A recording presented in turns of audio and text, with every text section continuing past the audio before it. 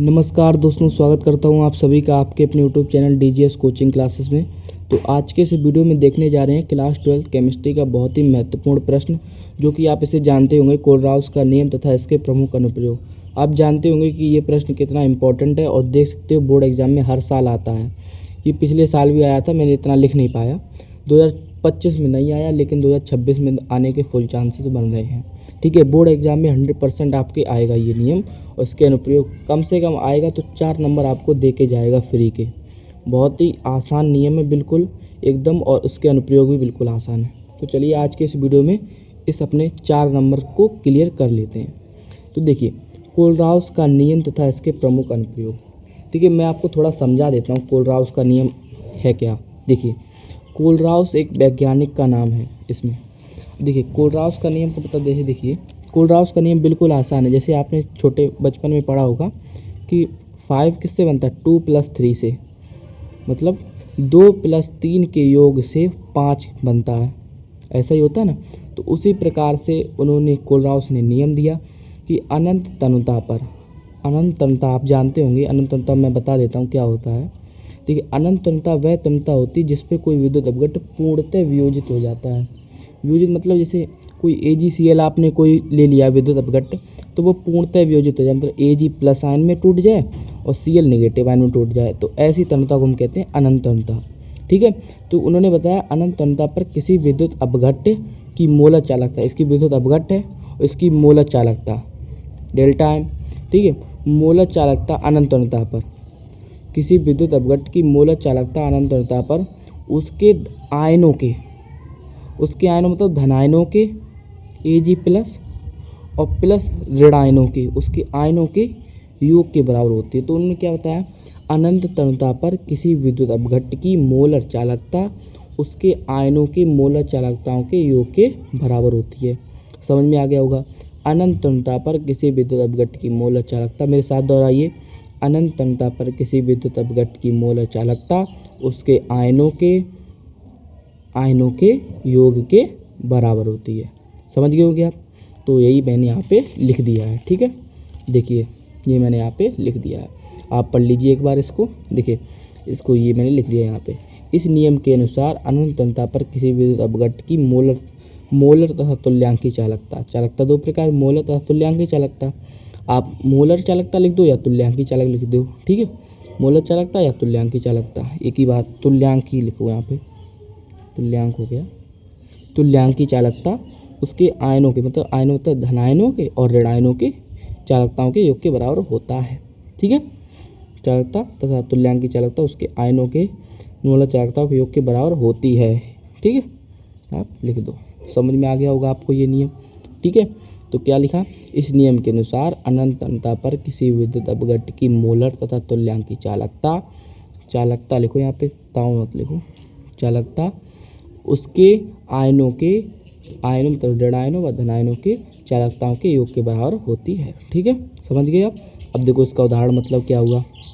ये देखो, अनंत तनुता ΔM infinity, अनंत तनुता, ये अनंत का चिन्ह है। तो अनंत तनुता पर किसी विद्युत अपघट्ट की मोलर चालकता, यहाँ पे तुल्यांकी लिख सकते हो ΔE3। ठीक है, तो अनंत तनुता पर किसी विद्युत की मोलर चालकता उसके धनायनों के तथा ऋणायनों के मोलर चालकता के योग के बराबर होती है। बिल्कुल सरल हो गया। ठीक है, आपको नियम समझ में आ गया होगा। तो अब हम देखते हैं इसके प्रमुख अनुप्रयोग। बाद में एक बार और रिवीजन करा दूंगा मैं, टेंशन मत लीजिए। देखिए अनुप्रयोग, पहला अनुप्रयोग मोस्ट इम्पॉर्टेंट है। आप कहोगे कैसे मोस्ट इम्पॉर्टेंट है, इससे न्यूमेरिकल भी आपके बोर्ड एग्जाम में 2 से 3 नंबर का बन जाता है। क्या लिखा, प्रबल विद्युत अपघट्ट की सहायता से दुर्बल विद्युत अपघट्ट की चालकता ज्ञात करना है। चालकता मतलब मोलर चालकता या तुल्यांकी चालकता ज्ञात कर सकते हो प्रबल विद्युत अपघट्ट की सहायता से। जैसे देखो मैं आपको बताऊँ, CH3COONa एक प्रबल विद्युत अपघट्ट होता है, क्योंकि ये अपने आयनों में टूट जाएगा, क्योंकि CH3COO नेगेटिव और प्लस Na+ में टूट जाएगा, बिल्कुल टूट जाएगा। और एक CH3COOH ये दुर्बल होता है। ठीक है, आपको याद कर लेना चाहिए इसको, कौन प्रबल विद्युत अपघट्ट होता है, कौन दुर्बल विद्युत अपघट्ट होता है। जब रिवीजन ऐसे लिखोगे एक बार 2 बार समझ में आ जाएगा, आपको याद नहीं करना पड़ेगा। तो अगर आपसे कह दे कि इसकी चालकता ज्ञात कीजिए, अगर आपको इसकी चालकता दे दी, मान ली इसकी चालकता X दे दी, और एक दे दी जाएगी NaCl की, NaCl चालकता मान लो Y दे दी, ठीक है। और एक दे दिया आपको मान लीजिए HCl की, ठीक है, इसकी मान लो Z दीजिए। तो देखिए आपको इसकी चालकता कैसे ज्ञात करनी होगी। देखिए ये भी प्रबल विद्युत अपघट्ट होता है, ये भी प्रबल, क्योंकि अपने आयनों में आसानी से टूट जाएगा, H+Cl नेगेटिव, Na+Cl नेगेटिव। तो इसकी चालकता कैसे ज्ञात करोगे, देखो CH3COOH कैसे ज्ञात करोगे, देखो CH3COONA, ठीक है। अब हमको प्लस में क्या चाहिए, प्लस में H चाहिए, तो प्लस में HCl जोड़ दो, ठीक है। अब देखिए हमको क्या नहीं चाहिए, हमको Na सोडियम नहीं चाहिए, तो सोडियम को नेगेटिव कर दो NaCl। अब देखो ना तो हमको क्लोरीन चाहिए, तो क्लोरीन भी नेगेटिव में पहुंच गए, तो इस नेगेटिव से नेगेटिव कट जाएगा, और सोडियम भी नेगेटिव में पहुंच गए, इस नेगेटिव ये कट जाएगा। तो इसकी चालकता तुमको कितनी दी है, इसकी चालकता देखो X दी है, HCl कितनी Z दी है, और NaCl कितनी Y दी है, तो X + Y - Z। जी आपको फॉर्मूले से आप कर सकते हो जिस प्रकार का दिया होगा। न्यूमेरिकल आप आता है तो आप आसानी से कर जाओगे, जब न्यूमेरिकल मैं कराऊंगा तो उसमें समझा दूंगा एक बार और अच्छे से, ठीक है। अभी समझ में आया तो बहुत अच्छी बात है, इस पर न्यूमेरिकल एक आध लगा लेना, उसमें दिए होंगे आपके अनसॉल्व में, नहीं तो बुक में से लगा लेना एक आध न्यूमेरिकल जो कुछ दिया होगा आपके। नहीं समझ में आया तो बस इसे थोड़ा याद कर लो, प्रबल विद्युत अपघट्ट की सहायता से दुर्बल विद्युत अपघट्ट की चालकता ज्ञात करना, ठीक है।